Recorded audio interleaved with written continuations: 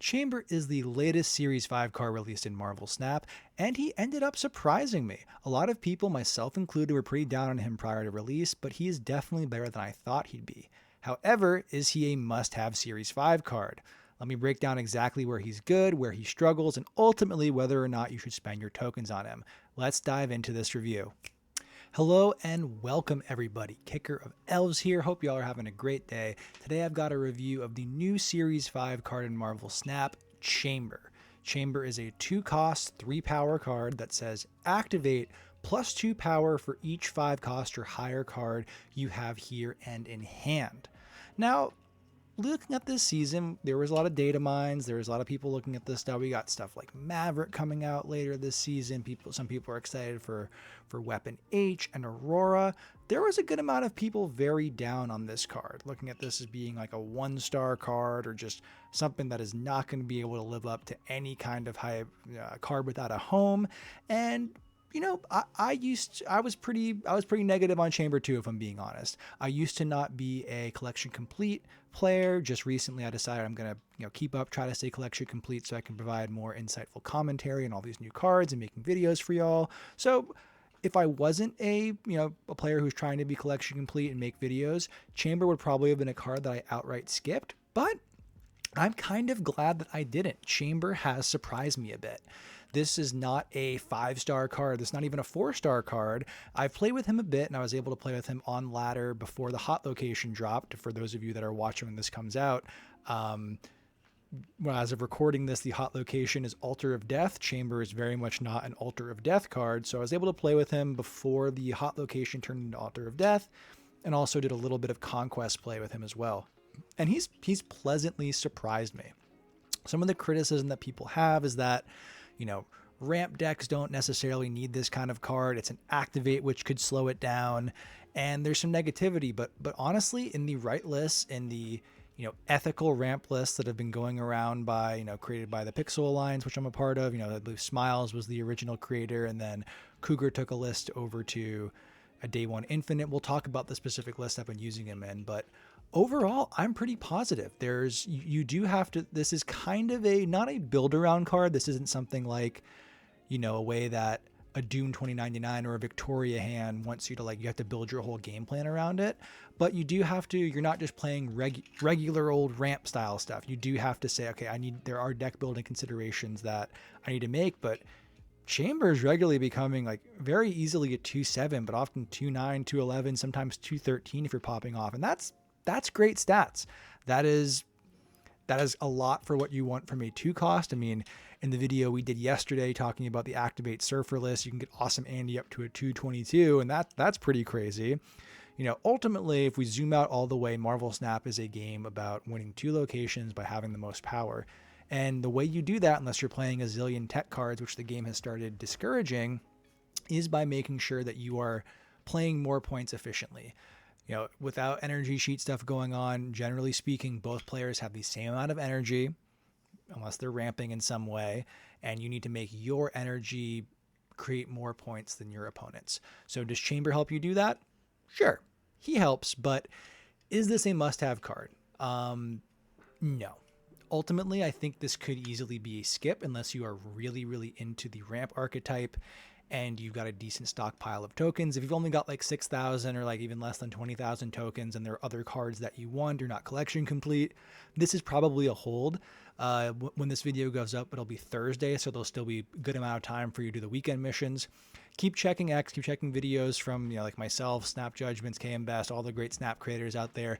Maybe somebody figures out a totally broken list with this card and you're going to be able to bruise to infinite. The lists that Chamber fits into right now are good, not fantastic, and that's Chamber. I mean, when you have the low expectations of this is a 1-star card and it turns out to be a 3 or a 3.5, you're pleasantly surprised. I was playing this, I was climbing, I went into this thinking man, this is going to be such a meme card, but Chamber was fine. He is a good card, and I don't typically like to do this. I like saying in the future it could be great. Next season, the January season, I did a video about some of the data mines that have come out. There are going to be a lot of higher 5-cost plus dragons that are being released that look to be very competitive, and Chamber is going to benefit from those cards too. Now, what's important here is 5 cost with the hyphen between.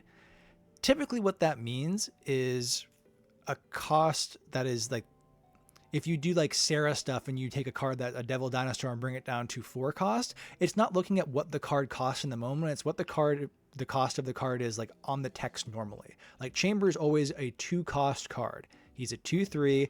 Even if you cost reduction, he is coded into the game as being a 2 cost. So what that means is that cards from Valentina, any sort of card that even if you're reducing the cost, it still counts as being a 5 cost card for the purpose of triggering its effect. So there are some ways you can get around, cheat with that, and it ends up being pretty cool. So I'm going to talk about 2 of the decks. They're very close variations I've been using Chamber in.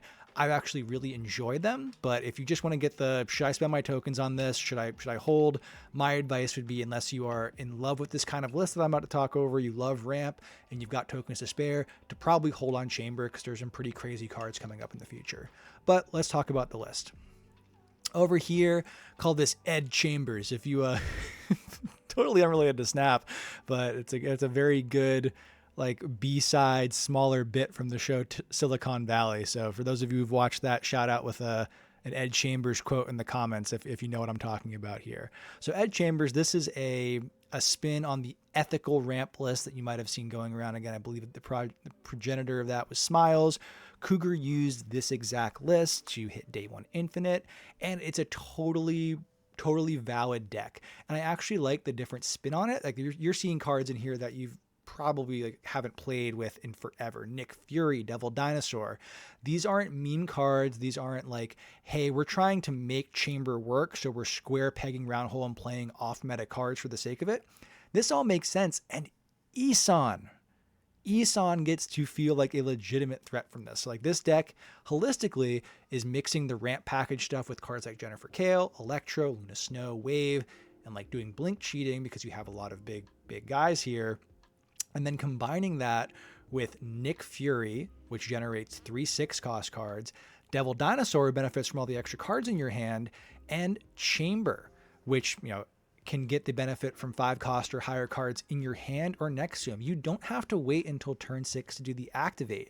You can play Nick Fury, get those 3 6 cost cards in there, and if you have Chamber on the board, that's an immediate +6. He's at 2/9. Again, you could wait, you know, if you're able to get down, you know, maybe you played Wave next to him and then you blink out something. Like it just all depends, but you can get that big buff right then and there. You don't need to wait, especially if you're going to be playing out a lot of those cards, or using an Isan with the Nick Fury, Devil Dinosaur. Like, these 3 are kind of their own package here with Valentina. You're making these created cards with Nick Fury. You're making these created cards with Valentina. Isan in one location is pulling them down. You can have Chamber hold down another location with, you know, powerful threats like Galactus First Steps or even Devil Dinosaur if you're not emptying your hand too much. And this is a totally legit way to play.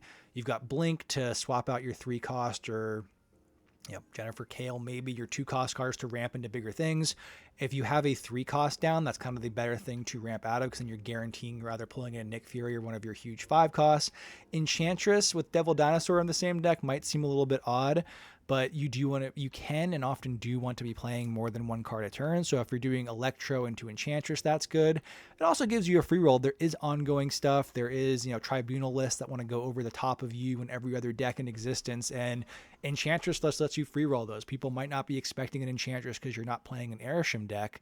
And it's really great. I had some success with this on ladder, and it was a fun list. This definitely made me be like, oh, I don't regret getting Chamber. Like once this season rolled over, at the very beginning of the season, little sidebar, I said, okay, I'm going to get the rest of the series 4 and 5 cards I don't have, be collection complete, because I've been making content. I feel like I have an obligation to try and have some legitimate decks going here for you. I'm sorry, I got distracted with very quick sidebar. Thaddeus Thunderbolt Ross. Okay, he looks like in the, maybe, hopefully you can see this, it looks like he has like a rainbow border on him, but I have not put that on there, so I was just very confused, like, what is going on? The game has been buggy.